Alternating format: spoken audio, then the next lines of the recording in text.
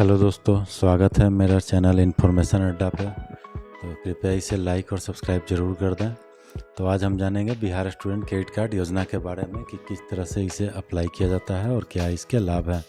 तो पहले डॉक्यूमेंट के बारे में जान लें। पहला डॉक्यूमेंट की ज़रूरत है मैट्रिक का मार्कशीट तथा सर्टिफिकेट, इंटर का मार्कशीट तथा सर्टिफिकेट, निवास प्रमाण पत्र, आधार कार्ड, बैंक पासबुक, स्टूडेंट का बोनाफाइड सर्टिफिकेट, शुल्क विवरणी जो कि कॉलेज से ही मिलेगा, आधार कार्ड को एप्लीकेंट और फोटो आवेदक तथा सह आवेदक दोनों का।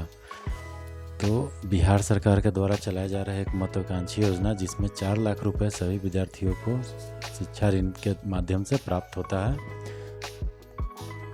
तो किस तरह से हम इनका लाभ लेंगे, इसके लिए हम एक ऑनलाइन आवेदन करेंगे। तो इस आवेदन के माध्यम से आपको सिखाना चाहेंगे कि कैसे हम आवेदन करके बिहार स्टूडेंट क्रेडिट कार्ड का लाभ ले सकते हैं। तो आइए हम आवेदन शुरू करते हैं। न्यू एप्लीकेशन रजिस्ट्रेशन पे क्लिक करते हैं। इसके बाद यहाँ पे फर्स्ट नेम, मिडिल नेम और लास्ट नेम एंटर करना होता है। तो आइए हम सबसे पहले फर्स्ट नेम एंटर करते हैं। फर्स्ट नेम एंटर करने के बाद अभी हम मिडिल नेम नहीं है तो नीचे आ जाते हैं। उसके बाद लास्ट नेम को एंटर करेंगे। उसके बाद ईमेल आईडी जो कि आपके पास होना चाहिए, एक अपना पर्सनल ईमेल आईडी जो कि चालू अवस्था में हो। इसके बाद आधार नंबर स्टूडेंट का यहाँ पे सही एंटर करेंगे। अभी मोबाइल नंबर, एक वैलिड मोबाइल नंबर यहाँ पे एंटर कर रहे हैं। इंटर करने के बाद नीचे सेंड ओटीपी का एक ऑप्शन आता है, सेंड ओटीपी कर देते हैं।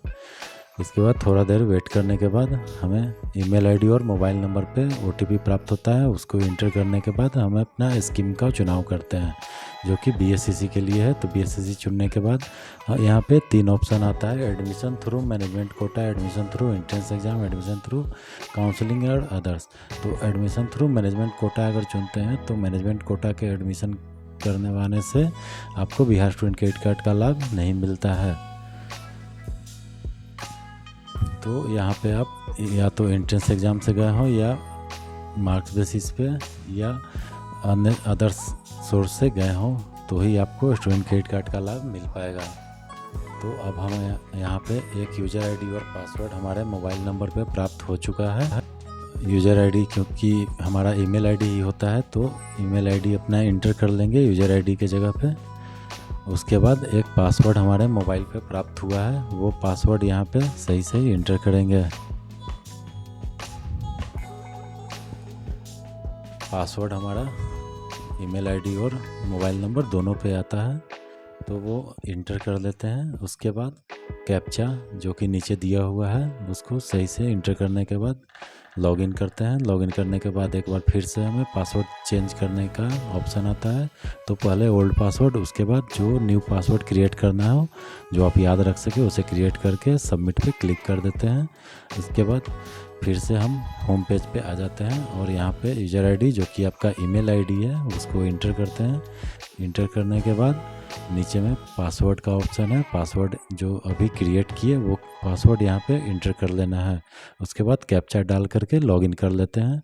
तो हमारा बिहार स्टूडेंट क्रेडिट कार्ड का मेन पेज आ चुका है। अब हम यहाँ बिहार बोर्ड से हैं तो बिहार बोर्ड सेलेक्ट कर लिए। उसके बाद रोल नंबर बिहार बोर्ड का, उसके बाद रोल कोड जो हमारा मार्कशीट और सर्टिफिकेट पे लिखा होता है, उसके बाद रेगुलर या सप्लीमेंट्री वो आप सेलेक्ट कर लेते हैं। उसके बाद उत्तीर्णता वर्ष, उसके बाद नीचे 12th का डिटेल आपको उसी तरह से भरना होता है, रोल कोड, रोल नंबर, उसके बाद ईयर ऑफ पासिंग। हमारा सारा डिटेल वेरीफाई हो चुका है, यहाँ पे शो कर रहा है। अब यहाँ पे मदर्स नेम बाय डिफ़ॉल्ट नहीं आता है तो इसे हमें मैनुअली भरना होता है। तो मदर्स डिटेल यहाँ पे हमने भर दिया।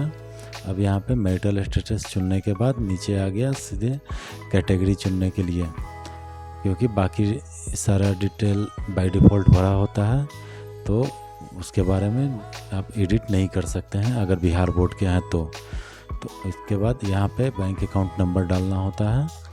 बैंक अकाउंट नंबर यहाँ पे सही डाल देते हैं। इसके बाद नीचे में IFSC का ऑप्शन आता है, जो कि IFSC आपको आपके बैंक पासबुक से देख करके सही सही एंटर करना पड़ता है। यहाँ पे शायद IFSC में कहीं गड़बड़ हो गया है, तो एक बार फिर से हम इसको चेंज करके फिर से IFSC सही सही डालने का प्रयास कर रहे हैं। तो IFSC को हमने यहाँ पे फिर से डाला और डालने के बाद वहाँ पे ब्रांच का नाम ऑटोमेटिक शो कर लिया। अब यहाँ पे चुन लेना है, आप शहरी एरिया से हो या ग्रामीण क्षेत्र से हो, तो रूरल और अर्बन में चुनाव कर लेना है। उसके बाद अपना डिस्ट्रिक्ट का नाम, उसके बाद ब्लॉक का नाम। अगर आप पंचायत से बिलोंग करते हो तो पंचायत का नाम चुनना है। तो ये वीडियो एजुकेशन पर्पज़ से बनाया जा रहा है, इसलिए मैं यहाँ पे नॉट एप्लीकेबल करके आगे बढ़ता हूँ। पंचायत का नाम मैंने यहाँ पे नहीं चुना है। अब उसके बाद विलेज का नाम सही सही जो आपका एड्रेस आवासीय प्रमाण पत्र में लिखा हो, उसके बाद पिन कोड यहाँ पे एंटर करके, अगर आपका परमानेंट और कॉरेस्पॉन्डेंस एड्रेस सेम है तो नीचे टिक कर देते हैं। उसके बाद सेव ड्राफ्ट करके सबमिट कर देते हैं। इसके बाद आपका लास्ट क्वालिफिकेशन क्या है वो चुनने के बाद नीचे में कोएप्लिकेंट का डिटेल भरना होता है।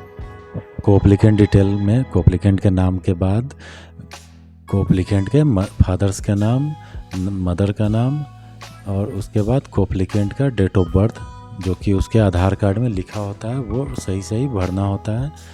और ये सारा डिटेल वेरिफिकेशन के समय DRCC कार्यालय में जांच की जाती है। तो यहाँ पे सही सही डिटेल भरना बहुत ज़रूरी है। अभी आप कोएप्लिकेंट से क्या रिलेशन है वो रिलेशन आप चूज कर लिए। उसके बाद कोएप्लिकेंट का कास्ट कैटेगरी किस कैटेगरी में आते हैं वो चूज करने के बाद यहाँ पे कोएप्लिकेंट का मोबाइल नंबर डाल देते हैं। कोएप्लिकेंट का या एप्लीकेंट का पैन नंबर डालना कोई अनिवार्य नहीं है, इसलिए वो कॉलम को हम छोड़कर आगे बढ़ गए। अभी यहाँ पे मेल या फीमेल चुनने के बाद यहाँ पे मैरिड अनमैरिड मैरिटल स्टेटस चुनना होता है। इसके बाद हमें कोएप्लिकेंट माइनॉरिटी से बिलोंग करता है या नहीं वो देख लेना है। उसके बाद ईमेल आईडी कोएप्लिकेंट का इंटर करते हैं। उसके बाद कोएप्लिकेंट का आधार कार्ड नंबर जो कि सही सही इंटर यहाँ पे करना होता है। मैंने पहले ही बताया कि इस केस सेंसिटिव होता है, इसलिए सही सही डिटेल भरना ज़रूरी है। इसके बाद कोएप्लिकेंट के आधार कार्ड पे पीछे जो एड्रेस लिखा होता है हूबहू वो एड्रेस यहाँ पे भर देना है। नेक्स्ट कॉलम में उनका रेसिडेंशियल एड्रेस और परमानेंट एड्रेस अगर सेम ही है तो ऊपर एक check it same as permanent address. अगर आपका परमानेंट एड्रेस और रेसिडेंशियल एड्रेस सेम है तो उस बॉक्स में क्लिक कर देना है। क्लिक करने के बाद एनुअल इनकम कोई मैंडेटरी नहीं है, इसलिए हम बिना भरे आगे बढ़ते हैं। उसके बाद सेव एज ड्राफ्ट कर देते हैं। ये वीडियो एक एजुकेशनल पर्पस से बनाया जा रहा है, इसलिए हम बहुत सारे कॉलम को मैंडेटरी कॉलम को सिर्फ भर रहे हैं और अनमैंडेटरी कॉलम को बिना भरे ही आगे बढ़ रहे हैं। तो यहाँ पे आ गए कॉलेज डिटेल। तो आपको स्टेट चुन लिए, उसके बाद डिस्ट्रिक्ट चुनने के बाद रोल नंबर अगर है तो आप भर सकते हैं, नहीं तो आगे बढ़ जाइए। कॉलेज का 3 लेटर लिखने के बाद कॉलेज का नाम आ गया। उसके बाद कॉलेज के कोर्स को मैंने चुनाव कर लिया। इसके बाद नीचे में ही है वहाँ पे कॉलेज का कॉन्टैक्ट डिटेल भरने का ऑप्शन। तो वो वहाँ का लैंडलाइन नंबर या मोबाइल नंबर जो भी आपके पास अवेलेबल है आप वहाँ का भर सकते हैं। इसके बाद आ गया कि आपका पाठ्यक्रम आपका कोर्स कितने वर्ष का है, तो वो यहाँ पे हम चुनाव कर लिए। अभी यहाँ पे एडमिशन डेट आपका किस तारीख में कॉलेज में एडमिशन हुआ है वो एडमिशन डेट यहाँ पे हम चुन लेते हैं। एडमिशन डेट हमने सही सही चुन लिया। अब कोर्स कंप्लीटेशन डेट, कोर्स आपका किस तारीख को पूरा हो रहा है, तो 23 में एडमिशन हुआ तो 4 साल के बाद 27 में कंप्लीट हो रहा है, तो उसी महीने में एक तारीख चुन लेंगे कि कोर्स कंप्लीट हो रहा है। इसके बाद कितना का एक्सपेक्टेड आपका एनुअल मंथली इनकम होगा वो मैंने भर दिया। उसके बाद सेशन भरना होता है, तो 23 से 27 मैंने तो 4 साल का सेशन इसको सिलेक्ट कर लिया। अब फी स्ट्रक्चर का डिटेल भरना होता है। तो फी स्ट्रक्चर किसी स्टूडेंट का फी स्ट्रक्चर बोनाफाइड सर्टिफिकेट पे ही मिल जाता है और किसी का बोनाफाइड सर्टिफिकेट अलग होता है और फी स्ट्रक्चर अलग होता है। तो हम सही से देख लेंगे कि फ़ी स्ट्रक्चर क्या है मेरा, और फ़ी स्ट्रक्चर में जितना भी फ़ी हमारा दिया हो तो उसको ग्रॉस टोटल करके और फर्स्ट कॉलम में हमें टोटल फ़ी यहाँ पे इंटर करना है, जितना भी हमारा फ़ी हो। तो हम यहाँ पे कैलकुलेट करने के बाद 5,50,000 रुपये हमारा फ़ी आ रहा है। तो हम इस कॉलम में 5,50,000 रुपये फ़ी का डिटेल भरेंगे।